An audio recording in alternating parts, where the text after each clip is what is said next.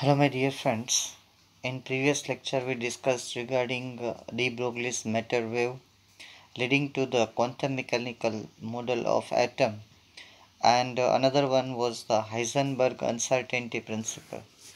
And the Heisenberg uncertainty principle formula was delta x multiplied by delta p is greater than or equal to h upon 4 pi, और इसका modification form था delta x multiplied by delta we is greater than or equal to h upon 4 pi m. Is it clear? See, this formula we can write like this also.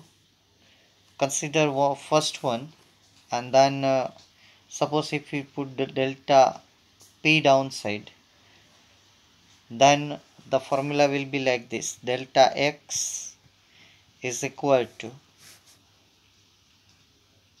और आप लिख सकते हो greater than और equal to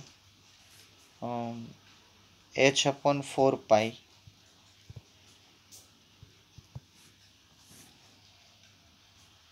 delta p. So see, based on this equation number 3, delta x, h and 4 pi is a constant term. So delta x, we can say the delta x is inversely proportional to delta p. So if uncertainty in momentum decreases, then delta x increases. तो दोनों एक दूसरे के inversely proportional है, एक increase होता है तो दूसरा डिक्रीज होता है. Is it clear? तो ये फॉर्मूला अब आप इसके नीचे नोट कर लो, जो आगे से आपने थियरी अधूरी छोड़ी है. ये थर्ड नंबर नोट कर लो कि आप डेल्टा एक्स ऐसे कर सकते हो. Based on this you can say delta x is inversely proportional to delta p, और delta p also inversely proportional to delta x. So if you can measure momentum accurately, then not, अगर एक uncertainty आप घटाते हो तो दूसरी बढ़ जाती है. सो therefore you can say, write down like this: if delta p decreases, then delta x decreases. अगर डेल्टा p इंक्रीज होता है तो डेल्टा x डिक्रीज होगा, और you can say vice versa, delta p decreases then delta x increases. अगर एक uncertainty को आप घटाते हो तो दूसरी बढ़ जाती है. अगर डेल्टा p कम होता है तो डेल्टा x ज़्यादा होता है, बिकॉज इन्वर्सली प्रोपोर्शनल. ठीक है. सो अब अनसर्टेनिटी का जो मल्टीप्लिकेशन है, मिनिमम तो h अपॉन 4 पाई जितना होगा, या उससे ग्रेटर भी हो सकता है. तो वो कंटिन्यू हम कर रहे हैं जो प्रीवियस लेक्चर से आपने छोड़ा है. इसमें ये इतना नोट कर लेना है कि अगर डेल्टा p को इंक्रीज करें, डिक्रीज करने की कोशिश करेंगे तो डेल्टा p इंक्रीज हो जाएगा. सॉरी, डेल्टा x को डिक्रीज करने की कोशिश करेंगे तो डेल्टा p इंक्रीज हो जाएगा. डेल्टा p को डिक्रीज करने की कोशिश करेंगे तो डेल्टा x डिक्रीज इंक्रीज हो जाएगा, क्योंकि ये दोनों के बीच में इनवर्स रिलेशन है. तो अब फिर से वो हाइजेनबर्ग का अनसर्टेनिटी प्रिंसिपल पढ़िए कि it is not possible to determine simultaneously the exact position and exact momentum, or you can say the velocity from here of the moving microscopic body. क्योंकि अगर एक को आप एक्यूरेट मेज़र करेंगे तो दूसरे की एक्यूरेसी कम हो जाएगी, दूसरे को एक्यूरेट मेज़र करेंगे तो पहले की एक्यूरेसी कम हो जाएगी. ये तो हमारा पुराना इक्वेशन है, लिखने की ज़रूरत नहीं है. ये लिखने की ज़रूरत नहीं है, जो दो बॉक्स में है वो लिख लो, और नीचे इसके नीचे ये नोट कर लो कि एक बढ़ेगा तो दूसरा घटेगा. दोनों अनसर्टेनिटी, एक अनसर्टेनिटी आप कम करेंगे तो दूसरी बढ़ेगी, दूसरी अनसर्टेनिटी कम करेंगे तो पहली बढ़ेगी. जैसे हम बोलते हैं ना कि कोई मेडिसिन लेते हो कि ये हार्ट को रिलैक्स कर देगा लेकिन किडनी डैमेज कर देगा। तो हार्ट को रिलैक्स करेगा तो किडनी डैमेज करेगा, किडनी को रिलैक्स करेगा वो हार्ट को डैमेज करेगी मेडिसिन। मतलब कि एक एक हम ठीक करते हैं तो दूसरा बढ़ जाता है, तो दोनों साइमल्टेनियसली पॉसिबल नहीं है। तो मिनिमम अनसर्टेनिटी जो है वो इक्वल टू h/4 तो आएगी ही आएगी। अब जो मैंने समझाया उसको वर्ड में लिख लो। If delta x is small then delta p would be large. मतलब कि एक अनसर्टेनिटी आप स्मॉल करते हो तो दूसरी अनसर्टेनिटी लार्ज होती है, ठीक है। और अगर आप ऐसा कुछ करो कि डेल्टा p स्मॉल हो जाए तो delta x would be large. इसको शॉर्ट में नीचे नोट कर लो, हमने कर लिया है लेकिन आप जरा वर्ड में भी लिख लेना। अब डेल्टा x को स्मॉल, एक अनसर्टेनिटी घटाओगे तो दूसरी बढ़ जाएगी, दूसरी को घटाओगे तो पहली बढ़ जाएगी, ठीक है। तो ये आफ्टरवर्ड इसको जनरल वर्ड में हम लिख सकते हैं कि a position of a particle is measured accurately then there will be more error in the measurement of momentum. Or if momentum measured accurately, then position will be not accurately known. ठीक है, ये मैं एक ऐसा example आपको दे सकता हूँ कि मैं अगर आपको एक पेपर दूँ, ठीक है, और बोलूँ कि एक बुक दे दूँ और आपको बोलूँ कि उसकी थिकनेस मेज़र करो और आपको एक स्ट्रिंग दे दूँ जिसके ऊपर कोई कुछ लिखा नहीं है, ठीक है, कोई मेज़रमेंट नहीं है, तो आप कैसे मेज़र करोगे? आप अप्रोक्सीमेट बोल सकते हो कि इतना पतला है, इतना फैट है, इतना लॉन्ग है, ठीक है। एक्यूरेट नहीं बता सकते हो। एक चीज़ एक्यूरेट करने जाओगे तो दूसरी इनएक्यूरेट हो जाएगी। ओके, मूविंग माइक्रो, ये मैक्रोस्कोपिक बॉडी के लिए रूल गलत है, वो हम प्रूव करेंगे, ठीक है। देखिए ये डायग्राम आपको ड्रॉ करना हो तो करिए, बुक में नहीं है, फिर भी मैं थोड़ा आपको आइडिया दे देता हूँ। जैसे कि ये इलेक्ट्रॉन का पाथ है, ठीक है, तो ये जो राउंड पाथ है इलेक्ट्रॉन का वो हमारा एक्सपेक्टेड पाथ है, और अकॉर्डिंग टू हाइजेनबर्ग हमें उसका इलेक्ट्रॉन का पोजीशन मेज़र करना है कि कहाँ पे है। अगर पोजीशन मेज़र करेंगे इलेक्ट्रॉन की तो हम उसके ऊपर कुछ वेवलेंथ का रेडिएशन अप्लाई करेंगे, ठीक है। अगर रेडिएशन अप्लाई करेंगे तो वो रेडिएशन वो एब्सॉर्ब करेगा और उसकी वेलोसिटी अचानक से ही बढ़ जाएगी और वो कोई नया पाथ हो, नए एनर्जी लेवल में जंप मार के चला जाएगा। Is it clear? तो आप अगर पोजीशन को एक्यूरेटली मेज़र करोगे तो वेलोसिटी बढ़ जाएगी, वेलोसिटी को एक्यूरेट मेज़र करने जाओगे तो पोजीशन में एक्यूरेसी नहीं रहेगी, ठीक है। ये हाइजेनबर्ग का अनसर्टेनिटी प्रिंसिपल फिजिक्स के लिए बहुत मायने रखता है, मूविंग माइक्रोस्कोपिक बॉडी के लिए। अब माइक्रोस्कोप में कोई एक चीज़ ही आप मेज़र कर सकते हो, बहुत ही लॉजिकल ये प्रिंसिपल है, ठीक है, हैरान कर देने वाला प्रिंसिपल है। जैसा मैक्रोस्कोपिक में नहीं होता, मैक्रोस्कोपिक में स्पीड पोजीशन दोनों हम बोल सकते हैं। कोई बॉलर अगर फास्ट बॉलर ले लो क्रिकेट का तो हम बोल सकते हैं कि ये कितना स्पीडी जा रहा है और किस टाइम पे कहाँ पे वो दौड़ रहा है, ठीक है। इलेक्ट्रॉन में आप ऐसा नहीं बोल सकते, क्योंकि अगर पोजीशन एक्यूरेटली मेज़र करने जाओगे तो फोटोन को इंसिडेंट करोगे, ये फोटोन की लैम्बडा के ऊपर डिपेंड करेगा और lambda is equal to h/p। अब देखिए लैम्बडा अगर ज़्यादा होगा तो मोमेंटम कम होगा, मोमेंटम कम ज़्यादा होगा तो लैम्बडा कम होगा, ठीक है। अब ये momentum this is nothing but m multiplied by v, तो वेलोसिटी में अनसर्टेनिटी आएगी अगर लैम्बडा में आप एडजस्टमेंट करेंगे। और जितना भी एक्यूरेट आपको वो चाहिए क्या, इलेक्ट्रॉन की पोजीशन, उतना ही वेवलेंथ स्मॉल रहेगा, क्योंकि उसकी इनएक्यूरेसी आती है प्लस और माइनस लैम्बडा पोजीशन की इलेक्ट्रॉन की। तो जितना स्मॉल वेवलेंथ वाला फोटोन होगा, तो जितना स्मॉल वेवलेंथ वाला फोटोन लेंगे उतना ही मोमेंटम बढ़ जाएगा, ठीक है। मोमेंटम बढ़ जाएगा तो उसकी वेलोसिटी में वेरिएशन आ जाएगा। तो और अगर वेलोसिटी आप ठीक करने जाओगे तो वेवलेंथ ज़्यादा हो जाएगी, वेवलेंथ ज़्यादा हो जाएगी तो पोजीशन में मैंने बोला कि प्लस और माइनस लेमड़ा पोजीशन चेंज होती रहती है इलेक्ट्रॉन की। Is it clear? तो ये दोनों मैच नहीं होते हैं इस डायग्राम के हिसाब से। ये थोड़ा, ये आपको लिखना नहीं है, ये डायग्राम भी आपको कंपलसरी नहीं ड्रॉ करना है। अगर आपको समझना है तो ये हाइजेनबर्ग अनसर्टेनिटी प्रिंसिपल का डायग्राम है। ये उसका इलेक्ट्रॉन का एक्सपेक्टेड पाथ है राउंड, लेकिन जैसे ही फोटोन इंसिडेंट होता है वो हायर एनर्जी लेवल में चला जाता है।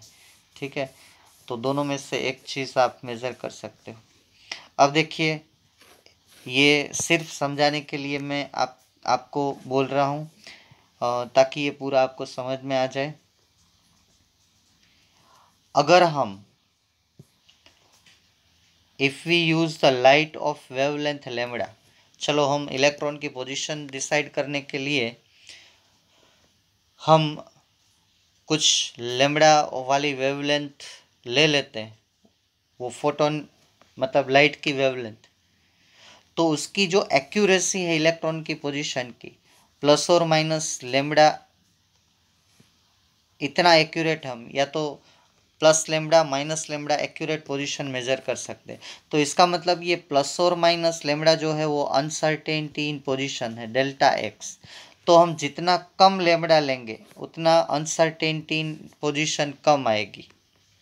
ठीक है, तो जितना हम लेमड़ा शॉर्टर वेवलेंथ वाली लेमड़ा से पोजीशन डिसाइड करने की कोशिश करेंगे, then greater is the accuracy किसकी? पोजीशन की। तो अगर आपको पोजीशन एक्यूरेटली मेजर करनी है तो wavelength of light should be small. Small wavelength वाली लाइट आप यूज करेंगे तो मिनिमम प्लस और माइनस लेमड़ा से आप एक्यूरेटली बता सकते हो। प्लस और माइनस लेमड़ा तो इतना वेरिएशन तो आएगा ही आएगा, लेकिन जितना छोटा लेमड़ा होगा उतना डेल्टा एक्स की पोजीशन परफेक्ट आएगी। अब मैंने बोल दिया है कि अगर आप लेमड़ा को कम करोगे तो according to the de Broglie's matter wave lambda is equal to h upon p. अगर ये लेमड़ा कम होगा इसका मतलब कि पी ज़्यादा होगा, डिनोमिनेटर ज़्यादा होगा, तभी तो ये कम होगा। So therefore p increases then lambda decreases. अब जो लेमड़ा जितना घटाओगे उतना पी बढ़ जाएगा तो मोमेंटम में प्रॉब्लम आएगा। ठीक है,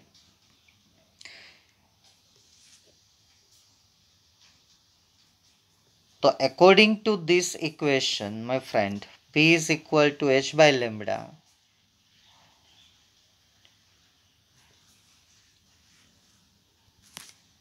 तो ये छोटा लेमड़ा है, इसकी वजह से greater uncertainty in the velocity और मोमेंटम, इलेक्ट्रॉन की अनसर्टेनिटी मोमेंटम की बढ़ जाएगी। अगर आपको मोमेंटम मिनिमाइज करना है तो लेमड़ा ज़्यादा लेना पड़ेगा। लेमड़ा ज़्यादा लेंगे आप। अगर आपको फोटोन स्मॉल वैल्यू पी का डालना है, जितना photo lambda is nothing but momentum। अगर आप स्मॉल वैल्यू ऑफ पी लेना चाहते हो और according to this lambda is equal to h upon p, ये इसको याद ही रखिएगा, मतलब कि जब तक मैं ये समझा ना दूं तब तक। पी की वैल्यू आप स्मॉल रखना चाहते हो मोमेंटम की, इसका मतलब कि लेमड़ा आपका लार्ज होना चाहिए। ये लेमड़ा लार्ज होगा तभी तो पी कम आएगा। अगर लेमड़ा आप लार्ज रखोगे तो पोजीशन में एक्यूरेसी नहीं आएगी। प्लस और माइनस लेमड़ा जितना ज़्यादा उतना पोजीशन में इनएक्यूरेसी। ठीक है, तो अगर if we use photons of light having larger wavelength उसका मतलब क्या हुआ कि मोमेंटम लो, तो हम वेलोसिटी एक्यूरेटली मेजर कर सकते हैं। वेलोसिटी और मोमेंटम विल नॉट चेंज, इतनी चेंज नहीं होगी, and we will not able to measure the position accurately with larger wavelength। हाँ, वेलोसिटी हम एक्यूरेटली मेजर कर सकते हैं, तो प्रॉब्लम क्या होगा, पोजीशन में नहीं कर सकते, तो अनसर्टेनिटी इन पोजीशन इंक्रीजेस। तो अब ये तय हो चुका है कि हम दोनों एक साथ मेजर नहीं कर सकते। फिर से एक बार बता दूं, आपको सिर्फ इतना याद रखना है कि P is sorry lambda is equal to H upon P। ये लेमडा जो है बहुत ही छोटा चाहिए एक्यूरेट पोजीशन के लिए, तो अगर लेमडा छोटा करोगे तो P बहुत ही बढ़ जाएगा, तो डेल्टा V या तो डेल्टा P, इसमें अनसर्टेनिटी बढ़ जाएगी अगर आप लेमडा को डिक्रीज करेंगे। अगर लेमडा को इंक्रीज करेंगे, आप समझने की कोशिश करिए, लेमडा को इंक्रीज करेंगे, ठीक है, तो आपका डेल्टा P और you can say delta V कम हो जाएगा। लेकिन जितना लेमडा इंक्रीज करोगे तो अकॉर्डिंग टू प्लस और माइनस लेमडा के हिसाब से अनसर्टेनिटी पोजीशन में आएगी। मिनिमम एक्यूरेसी प्लस और माइनस लेमडा में आती है, तो जितना छोटा होगा उतनी ज़्यादा एक्यूरेसी आएगी, लेकिन ये सेट नहीं आ रहा है। तो ये आपको समझाने के लिए था कि ऐसा क्यों हो रहा है। अगर आपको इंटरेस्ट है तो ये पूरा आप नोट भी कर सकते हो, ताकि जब भी आपको समझना हो तो आप समझ सके।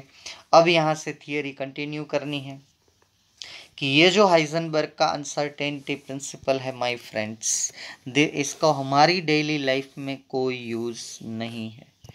No use in our daily routine life.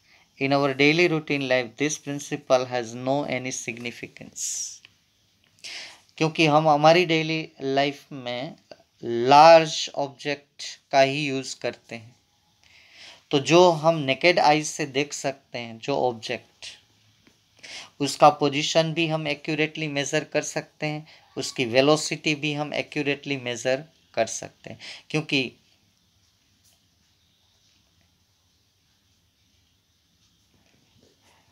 जो चेंज होता है जब हम मेज़र करने जाते हैं, तो इसका जो चेंज है पोजीशन का और वेलोसिटी का, वो निग्लिजिबल रहता है, ठीक है।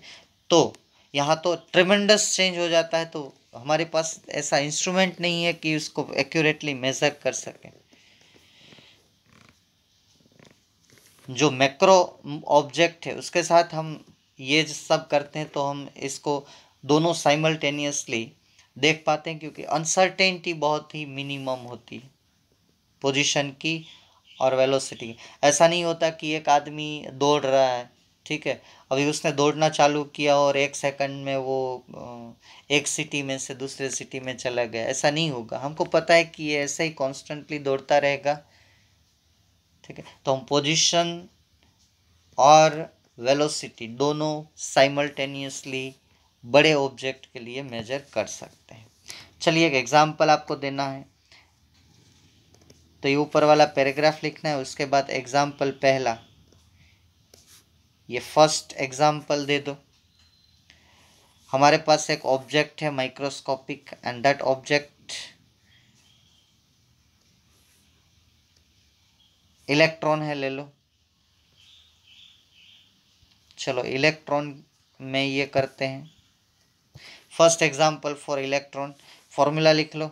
अब ग्रेटर देन लिखने की जरूरत ही नहीं है, minimum uncertainty, this delta x is the uncertainty in position के, और this delta v is the uncertainty in velocity, is equal to h 4πm। फिर से मैं बोल रहा हूँ कि ये पहला एग्जाम्पल लिख लो, and that one is the microscopic object, and write down in bracket this microscopic object is nothing but electron. Okay, electron. अब सब वैल्यू रख दो, h की वैल्यू रख दो 4, पाई की 3.14, and mass of the electron is here 9.11। इसको simplify करोगे तो 5.78 मल्टीप्लाइड बाई ये joule per second, joule into second का जो यूनिट कन्वर्जन है वो तो होता है kilogram metre square per second square. ये जूल का होता है kilogram, metre square second raise to -2 और इनटू एक सेकंड है, तो ये सेकंड -2 इंटू सेकंड, ये -1 हो जाएगा। ठीक है, तो जूल इंटू सेकंड की जगह पे ये लिख सकते हो आप, ये जूल इंटू सेकंड का इंटरप्रिटेशन है। सॉल्व करोगे तो ये आएगा। देखिए ये वैल्यू यूनिट को सिंप्लीफाई करेंगे तो मीटर स्क्वायर पर सेकंड, तो this one is the uncertainty multiplication of delta x and delta we, और उसके ऊपर से आप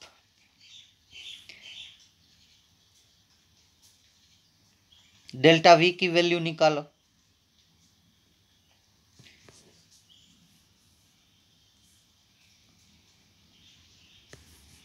ये पैराग्राफ लिखने की ज़रूरत नहीं है, वो ऊपर वाली जो वैल्यू है उससे आप डेल्टा वी की वैल्यू निकालो। डेल्टा वी की वैल्यू निकालने के लिए यहाँ पे एक चीज़ नोट कर लेना कि suppose here delta x is equal to, यहाँ ब्रैकेट में नोट कर लेना 1 एंगस्ट्रॉम, तो 1 मल्टीप्लाइड बाई 10⁻⁻, वो हमें पता है 10⁻10, ये दोनों है ना, क्योंकि उसमें से एक निकालना हो तो ये तो मल्टीप्लिकेशन है 5.78, तो एक का पता होना चाहिए 1 मल्टीप्लाइड बाई 10⁻10 मीटर। ठीक है, तो 1 एंगस्ट्रॉम इज इक्वल टू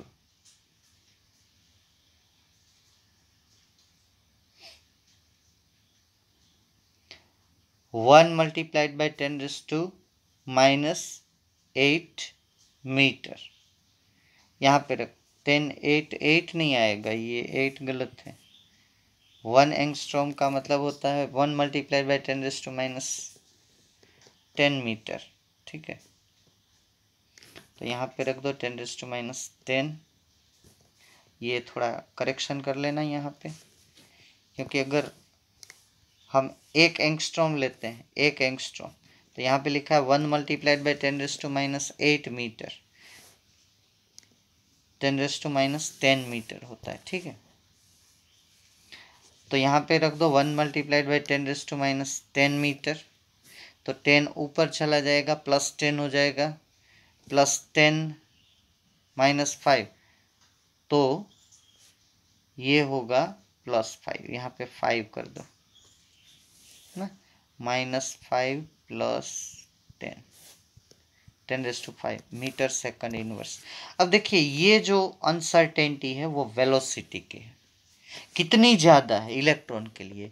अगर आपको डेल्टा वी दे दिया गया है तो आप डेल्टा एक्स फाइंड कर सकते हो, हम न्यूमेरिकल देखेंगे है पीछे। Is it clear? अब देखते हैं, हम एक ऑब्जेक्ट बड़ा लेते हैं जो हम नेकेड आइज से देख सकते हैं। चलिए 1 मिलीग्राम का एक ऑब्जेक्ट ले लेते हैं, उसके लिए हाइजेनबर्ग हम डिसाइड करते हैं। क्लियर है? अब 1 मिलीग्राम ऑब्जेक्ट के लिए डेल्टा एक्स और डेल्टा वी का मल्टीप्लिकेशन, ये 1 मिलीग्राम मीन्स 10⁻6 ग्राम, ये दूसरा एग्जाम्पल लिख लो। तो उसका जो delta x into delta v का मल्टीप्लिकेशन आएगा वो आएगा 5.27 multiplied by 10⁻29 metre square second inverse.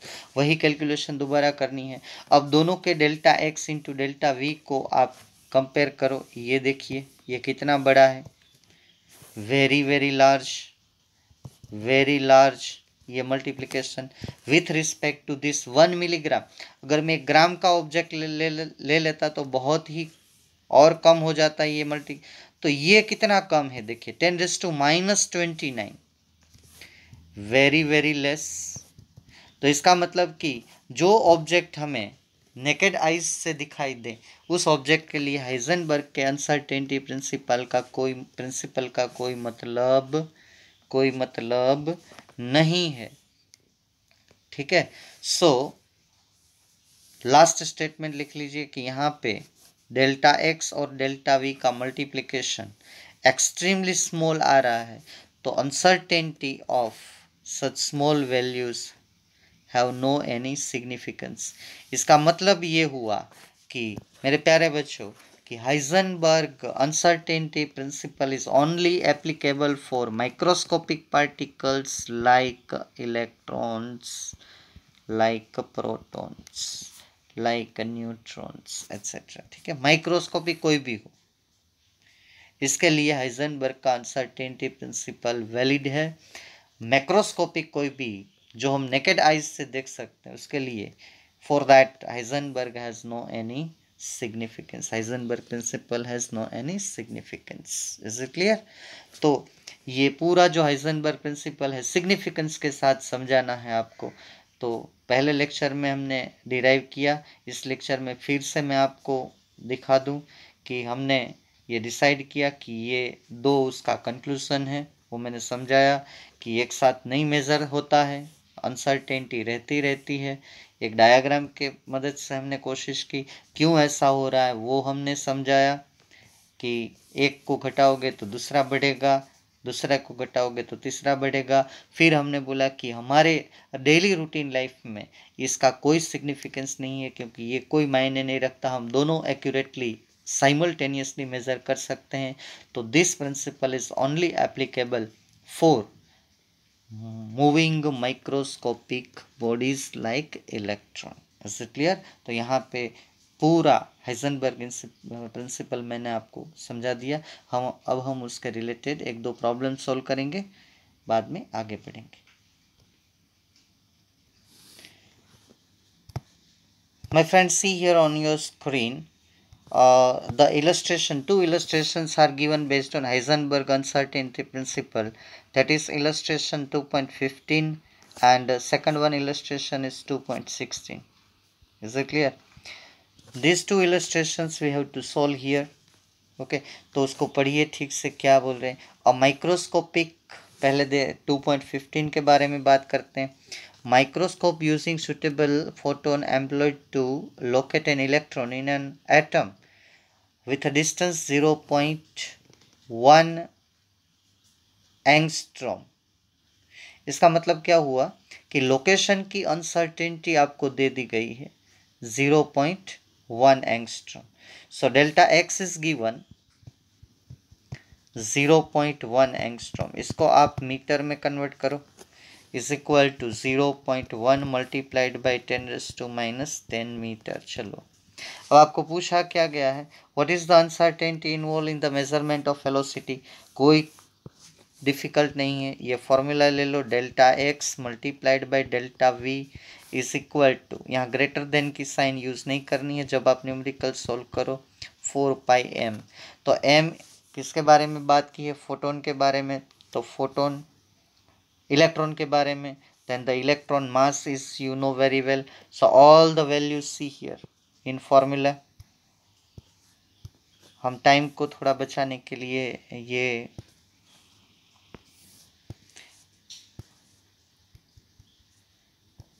ये देखिए, अब सब वैल्यू यहाँ पे रख दी है ना।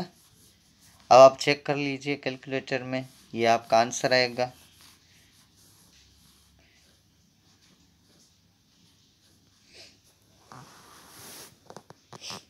Delta we metre per second. Joule का मतलब लिख लीजिएगा, आपको पता है जूल इंटू सेकंड का मतलब क्या है, थियरी में है, और फिर आपका यूनिट भी सेट आ जाएगा, ठीक है। तो आपको सिर्फ मीटर पर सेकंड में आंसर लेना है, वो नैनोमीटर पर सेकंड वाला आंसर नहीं लिखना है, ठीक है। You don't have to write this answer. अगर आपको इंटरेस्ट है तो आप करिए, बाकी ये फाइनल आंसर है 5.79 multiplied by 10⁻⁶ metre per second. वैसे ही 2.16 नंबर का प्रॉब्लम है, ठीक है। आप इसको सॉल्व करिए, बहुत ही इजी प्रॉब्लम है, एक फॉर्मूला सीधी वैल्यू पुट करनी। अब golf ball has mass 40 gram. Golf ball का मास कितना है, 40 ग्राम, ठीक है। See the golf ball mass is the 40 ग्राम और speed is 45 metre per second. कितनी है, 45 मीटर पर सेकंड। और what is given, accuracy 2%, speed can be measured with accuracy 2%, ना। तो 2% का थोड़ा वेरिएशन आ रहा है, तो हमें फाइंड करना है कि अनसर्टेनिटी, पहले delta we, uncertainty in velocity 2% का, 2% की एक्यूरेसी से हम फाइंड कर सकते हैं। मतलब कि ±2 का डिफरेंस हो सकता है 100 में। 100 अगर वेलोसिटी है तो या तो हम 99 मेज़र करेंगे या तो 102, इतनी एक्यूरेसी से हम जाएंगे। और 2 दैट वन इज निगलेक्टेड, अच्छा मेज़रमेंट है हमारा अगर इतना मेज़र कर लेते हैं तो उस बॉल में। तो पहले आपको फाइंड करना है, पहला स्टेप लिखिए, पहले फाइंड करिए डेल्टा वी। डेल्टा वी में एक्यूरेसी 2% है, तो परसेंटेज की साइन निकालने के लिए 2/100, ठीक है। और कितना है उसका, मल्टीप्लाइड बाय एक्यूरेट है 45 मीटर पर सेकंड। तो डेल्टा वी की वैल्यू आपको मिलेगी 0.9 मीटर पर सेकंड। ये अनसर्टेनिटी आएगी 0.9 मीटर पर सेकंड। इतना आप थोड़ा इंस्ट्रूमेंट की वजह से इतना डिफरेंस आ सकता है 0.9 मीटर का। मैंने बोला ना कि 2% की एक्यूरेसी मतलब 100 है, तो या तो आप मेज़र करेंगे 98 99 के बीच में, या तो 100 और 100 के बीच में, ठीक है।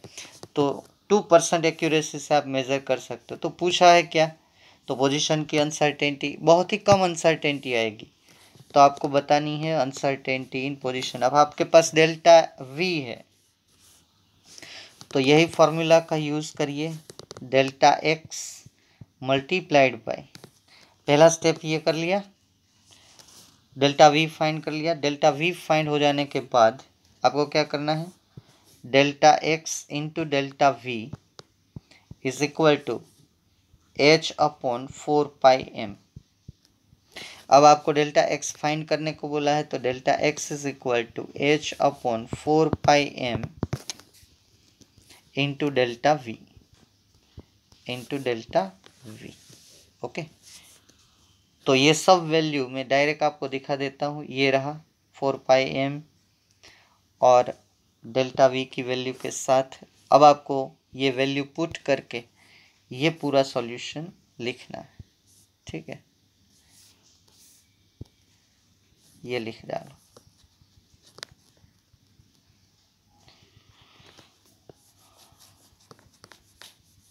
और आंसर आपका आना चाहिए मीटर में। यूनिट सेट कर लेना, 1 जूल का मतलब क्या है यहाँ पे लिखा है, उस हिसाब से आप यूनिट को। अब देखिए कितना डेल्टा एक्स कम आ रहा है। अब आपको कमेंट भी देनी, ठीक है, राइट योर कमेंट्स।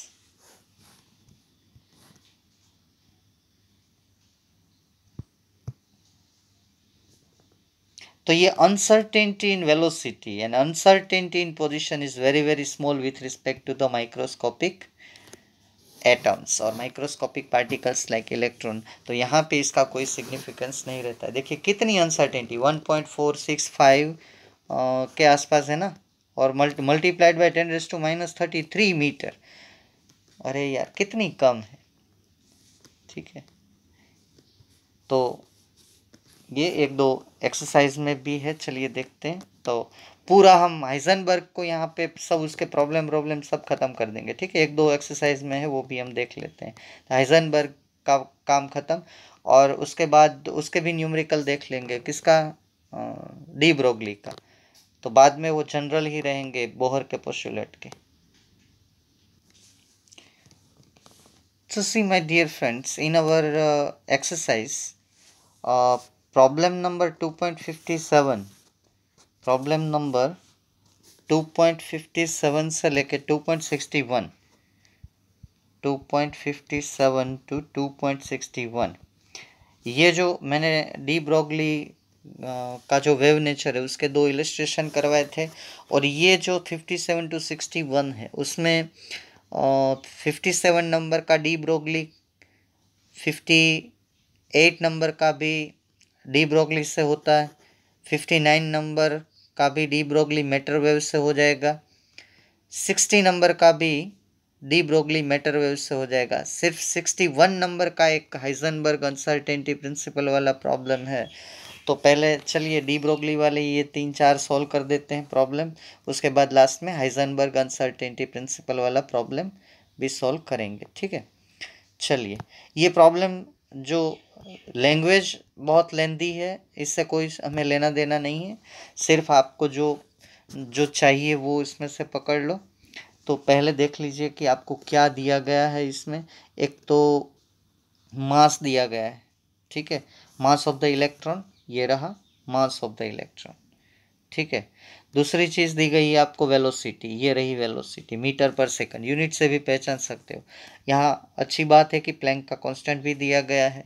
और what is you are asked to find, and you are asked to find out the lambda associated with it.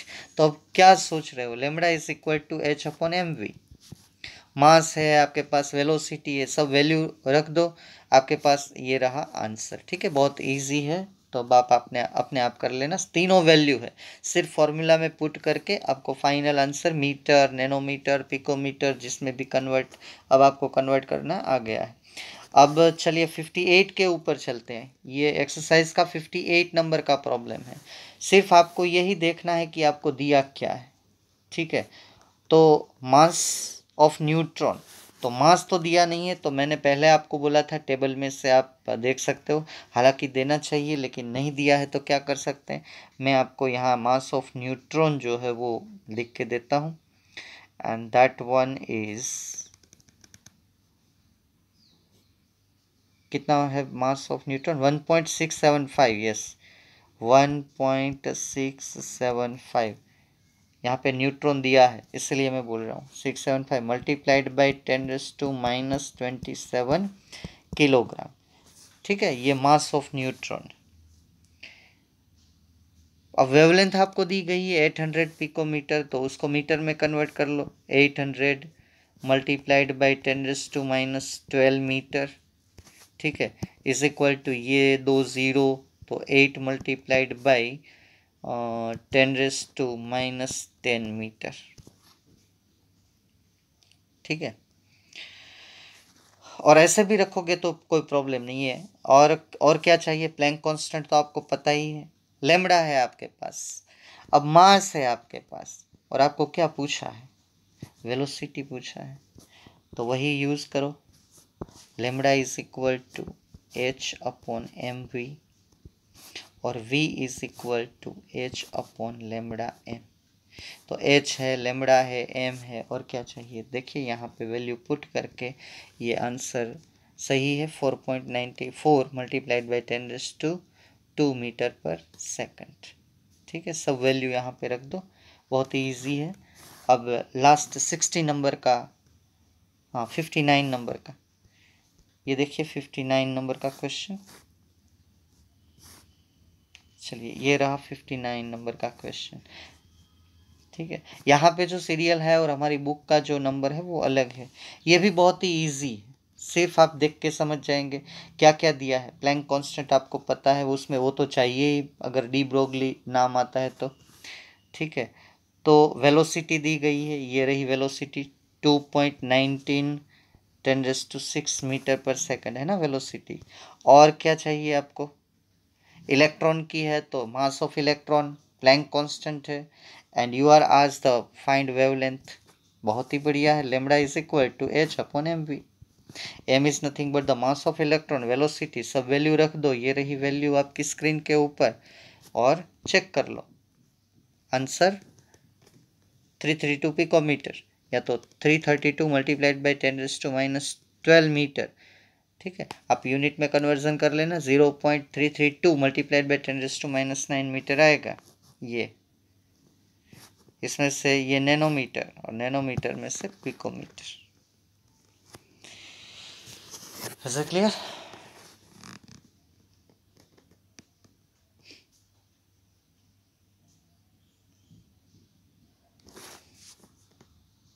चलिए, अब ये 60 नंबर तक का क्वेश्चन है, एंड दैट वन इज, ये जितना भी पोटेंशियल डिफरेंस है वोल्टेज, यहाँ पे बच्चे मार खा जाते हैं, यहाँ पे देखते हैं ना, ये पोटेंशियल डिफरेंस 1000 वोल्ट, इससे हमें कोई लेना देना नहीं, क्योंकि डी ब्रोगली की बात आती है। आप पहले डेटा नोट कर लो, बाद में पोटेंशियल की तरफ देखना। एक तो हॉकी का बॉल है, मास है उसका 0.1 किलोग्राम, मास है 0.1 किलोग्राम। चलिए ये है हमारे पास। वेलोसिटी दी गई है, velocity is equal to 4.37 multiplied by 10⁵ और वो है मीटर पर सेकंड। और पूछा क्या है, कैलकुलेट द वेवलेंथ लैम्ब्डा। तो फिर ये वोल्टेज का क्या काम है। देखिए लैंग्वेज कभी आपको गलत रास्ते पे ले जा सकती है, लेकिन सीधा फॉर्मूला ले लीजिए, lambda is equal to h/mv, ये रहा, और सीधा आपके पास आंसर आ जाएगा। और सॉल्यूशन है आपके पास, चेक कर लीजिएगा, सॉल्व कर लीजिएगा, ठीक है। और ये लास्ट प्रॉब्लम, और वो है हाइजेनबर्ग अनसर्टेनिटी प्रिंसिपल का।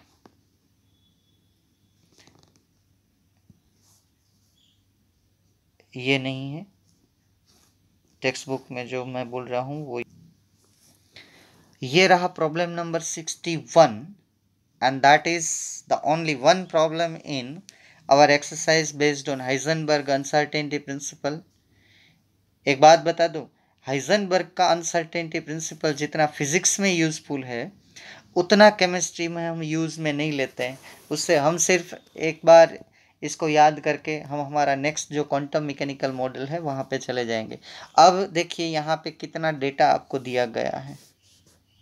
एक तो बोला है कि इफ द पोजीशन की आपको अनसर्टेनिटी दी है 0.002 नैनोमीटर। उसका मतलब कि वो जो है वो डेल्टा एक्स है, अनसर्टेनिटी इन पोजीशन।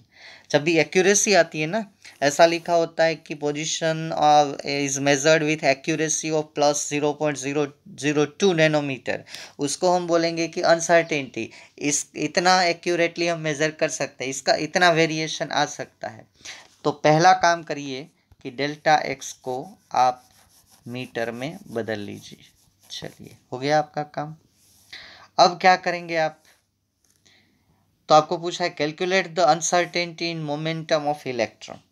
तो उसके मोमेंटम की अनसर्टेनिटी डेल्टा पी फाइंड करिए। तो पढ़ते जाइए और काम करते जाइए इसमें, ठीक है, बाद में आगे का सोचेंगे। अब आपको डेल्टा एक्स दिया है और डेल्टा पी बोला है फाइंड करने को, तो आप यही यूज करेंगे ना इसमें। तो यही delta x multiplied by delta P वाला फॉर्मूला लेना, डेल्टा वी नहीं है इसमें, मोमेंटम है, सॉरी मैंने वी लिख दिया। कौन सा लेंगे, delta x into delta p is equal to h/4πm। अब डेल्टा एक्स तो गिवन है, तो delta p is equal to h/4πm into delta p. ये 4πm डेल्टा पी और ये h सब की वैल्यू नोन है, तो सब वैल्यू पुट कर दो फॉर्मूला में। ये रहा delta p is equal to 4π, ये डेल्टा पी दोबारा लिखा है ना, वो डेल्टा पी नहीं है, ये डेल्टा एक्स है। मैंने गलती से डेल्टा पी दोबारा लिख दिया, ठीक है, क्योंकि डेल्टा पी फाइंड करना है, डेल्टा एक्स हमें गिवन है। तो ये रहा, टाइम को बचाने के लिए मैं सीधा आपको दिखा रहा हूँ, ठीक है। ये सब वैल्यू रख दो, 4π डेल्टा एक्स की मीटर में सॉल्व करो, तो आपका आंसर आएगा 2.63 मल्टीप्लाइड बाई 10⁻², ठीक है। ये पूरा सॉल्यूशन इतना हो जाए, उसके बाद आगे पढ़ो। Calculate the uncertainty in momentum of the electron, find कर ली। Then suppose the momentum of electron is this, then is there any problem. तो हमें दिया गया है कि अगर मोमेंटम ये होता, अगर मोमेंटम ये होता डेल्टा पी, तो आपको कोई प्रॉब्लम है, बहुत ही बढ़िया है। ये अब नेक्स्ट प्रॉब्लम, अगर मोमेंटम ये ग्रीन कलर जो आपकी स्क्रीन के ऊपर दिखाई दे रहा है वो ये होता नैनोमीटर, नैनोमीटर को मीटर में कन्वर्ट कर लेना, सब वैल्यू रख दो, मोमेंटम है, रियल मोमेंटम, डेल्टा पी नहीं है, change in momentum, uncertainty in momentum नहीं है। आप पढ़िए दोबारा, suppose the momentum of electron, मतलब कि पी दिया हुआ है, ओके। तो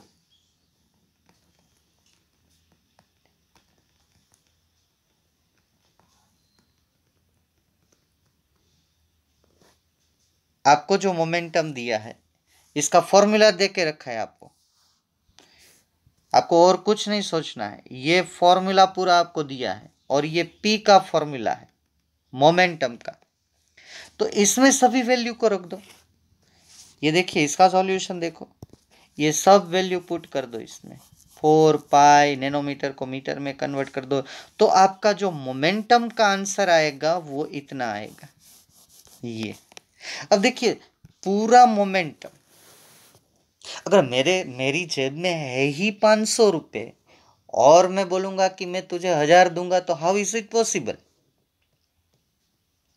मैं ये बोल सकता हूं कि मैं 100 रुपये दूंगा, 50 रुपये दूंगा, क्योंकि मेरे पास उससे ज्यादा है।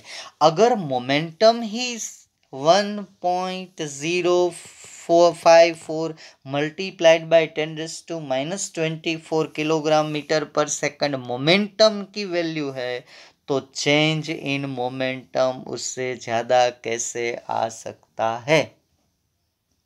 मेरे पास मैक्सिमम 500 रुपये है, तो मैं 500 रुपये से कम का चेंजेस कर सकता हूँ, 500 रुपये से ज़्यादा की वस्तु उसमें परचेज नहीं कर सकता। फिर से मेरी बात सुन लो, अगर इलेक्ट्रॉन का मोमेंटम ही इतना है, इलेक्ट्रॉन का मोमेंटम ही इतना है, तो इलेक्ट्रॉन का चेंज इन मोमेंटम इससे ज़्यादा कैसे आ सकता है? ये -23 ज़्यादा होता है, आपको पता है ना, ये -24 कम होता है, ये आगे वाला 2.63 है, ये आगे वाला 1.054 है। तो सो my friends, what I mean to say here in this case, delta P is greater than, hello, delta P is greater than P. How is it possible? पूरा जो मोमेंटम है उससे चेंज इन मोमेंटम बड़ा कैसे हो सकता है? ठीक है, मेरी गाड़ी की स्पीड ही 100 किलोमीटर की, ज़्यादा से ज़्यादा अगर पूरा एक्सीलेटर दे दूं तो 100 किलोमीटर की स्पीड है, और मैं ऐसा बोल रहा हूं कि चेंज आ रहा है 150 टू 200 किलोमीटर। अरे भाई, मैक्सिमम 100 किलोमीटर चलने वाली गाड़ी में आप स्पीड का फ्लक्चुएशन 150 टू 200 कैसे ला सकते हो? हाँ, ये बोल सकता हूँ कि 40 के 50, 50 से 60, 60 70 टू 80, 80 टू 90 ये चेंज आ सकता है। मैक्सिमम 100 तक जाएगा, लेकिन 100 से आगे चेंज तो नहीं आएगा ना मेरे प्यारे बच्चों। मैं आशा रखता हूँ कि आपको समझ में आ गया होगा। बहुत ही बढ़िया प्रॉब्लम है ये, और आपको कमेंट भी यही देना है कि real momentum is less than the change in uncertainty delta P. Delta p is uncertainty in momentum. Uncertainty कैसे कैसे ज़्यादा हो सकती है मोमेंटम से? ठीक है, नहीं हो सकती। हाइजेनबर्ग की लैंग्वेज में ये चेंज नहीं है, मैं चेंज बोलता हूँ, लेकिन ये अनसर्टेनिटी इन मोमेंटम है in according to the theory of Heisenberg principle. ठीक है, वो कैसे हुआ कि मैं ऐसा बोलूँगा कि मेरी जेब में पैसे 1000 है और मैं बोलूँगा कि 2-3 हज़ार, तो मैं हार गया। ये अनसर्टेन होता है कि मैं ऐसे ही मतलब कि, ठीक है ना, है उतना नहीं जितना हम बोल रहे हैं, तो चेंज इतना नहीं आएगा, टोटल से चेंज कम ही आएगा, अनसर्टेनिटी टोटल से कम ही होगी। Is it clear? तो ये जो लास्ट में दिया गया है वो पूरा आंसर है, ये वाला। ये आपकी कमेंट है कि ऐसे कैसा हो सकता है। ठीक है, अब आगे हम बात करेंगे इसके रिलेटेड कुछ जो बोहर के प्रॉब्लम, मैंने ये थियरी का साथ में ले लिया, तो बोहर के अभी कुछ प्रॉब्लम बाकी है जो नेक्स्ट लेक्चर में सॉल्व करेंगे, और हम लोग थियरी में आगे बढ़ेंगे। Okay, thank you friends, thank you very much.